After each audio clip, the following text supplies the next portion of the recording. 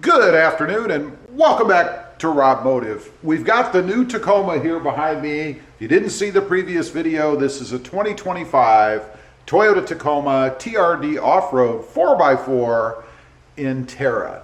Now, continuing on with kind of getting the truck ready, right?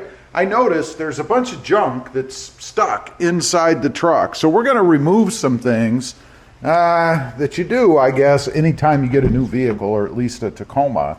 First thing I noticed was right down here in the sill area. It's kind of dark, but you can see they left on this sticky stuff.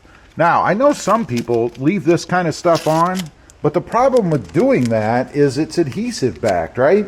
So if the truck gets hot, eventually this adhesive is going to start breaking down and it's going to leave adhesive on your door sill area. So I highly recommend removing that as soon as you get the truck. Another thing I want to mention, this truck really is fairly bare bones for a TRD. I still have the manual seats, and I'm guessing I'm still going to have the seat lowering issue that I had every time I get in and push on this lever. It's not a big deal. Eventually I'll probably figure out something to put underneath there so it can't go down. Right now I've got it set where I want. And one difference I noticed in this truck, in the previous one I had the seat jacked all the way up because I was kind of doing an experiment to see if I was lowering it, which I am. But in this truck, I couldn't do that. And that's because I think the steering wheel will not go up high enough for me to be comfortable when I'm driving it. So there's a little bit of a difference in here with the steering wheel and how far up you can put it. I mean, it is telescoping and it does move up and down, but it won't go up high enough for me to be able to sit in here comfortably with the seat all the way up. Just a little difference I noticed. Now, some of these things to remove. First of all, we have this surveillance sticker thing right here. Now, let's go ahead gently. I hate putting fingernails against plastic, but they don't give you a choice. Why they stick this crap on your truck, I don't know. Again, I'm trying to be gentle. And hopefully it pulls off without leaving a residue. That's always my biggest fear. Look at that. Stupid thing. Now, what is this? You might be wondering. I know you probably can't read it. It says vehicle transmission is on. Your vehicle wirelessly transmits location, driving, and vehicle health data to deliver your services and for internal research and data analysis. See Toyota.com privacy blah blah blah. To disable, press the vehicle's SOS button to be removed by owner only. So the SOS button, in case you're wondering, is right up here. So if you want to get rid of that, you want to go ahead and, I guess, push that button. I'm thinking somebody's going to come on. I don't know, but that's how you get rid of it. Next up, and I already removed it, we had an airbag sticker over there on the glove box. That is now gone. I also want to see what's in the glove box, so stay tuned for that. Down here, we have yet another piece of stuff. Let's go ahead and get that off of there. I certainly don't need to drive around with this on there. And it's kind of stuck on there. Isn't that nice? I guess it was double wrapped around. What is this thing? It says here, starting the engine/hybrid system if the electronic key does not operate properly. Push the shift lever into park, or put the shift lever into park and depress the brake pedal and hold it down for an automatic transmission. Depress clutch pedal and brake pedal and hold them down, manual transmission. Touch the key flat against the start engine stop switch, the power switch, in direct contact with it until buzzer sounds and ignition is on. So you would want to touch the key right up here against the start button.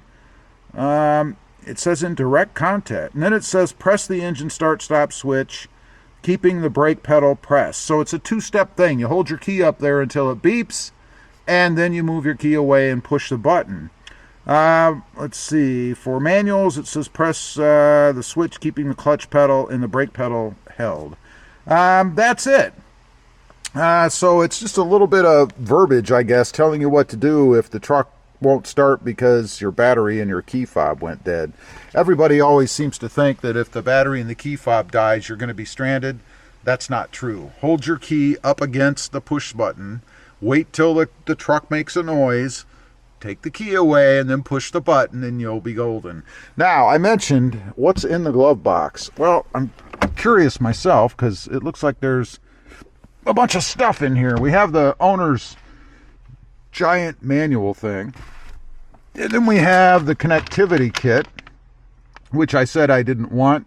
I didn't pay for it, but they gave it to me. And then we have something else I said I didn't want, and that is the, what is this? The paint cleaning, or paint renewer cleaner. I already have like 3 tubes of this stuff, so I certainly didn't need any more, and it was something I said I didn't want, but they threw it in. Let's see what else we've got in here.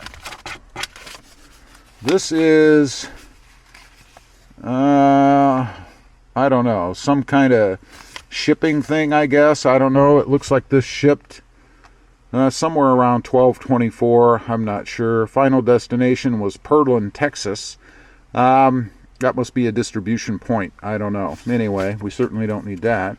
And then we have my, or no, this is actually the trailer hitch. So we don't really need that. Now, there's supposed to have been, and there is right here. This, I was worried for a minute.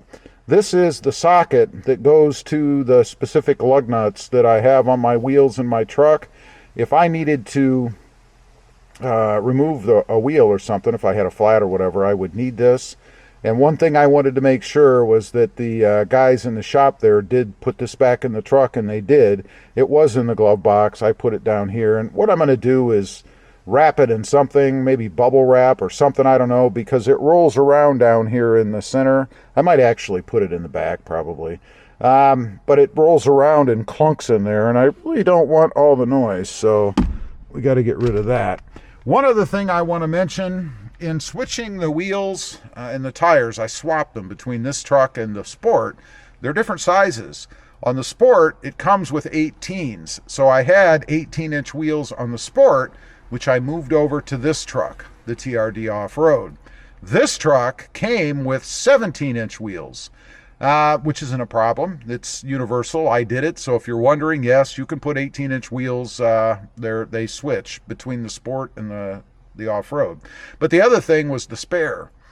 This truck would have come with a 17-inch spare because that's what the truck comes with wheels-wise. The other truck was 18s. So I had them swap the spares out as well so that I had the right size, or have the right size, in this truck.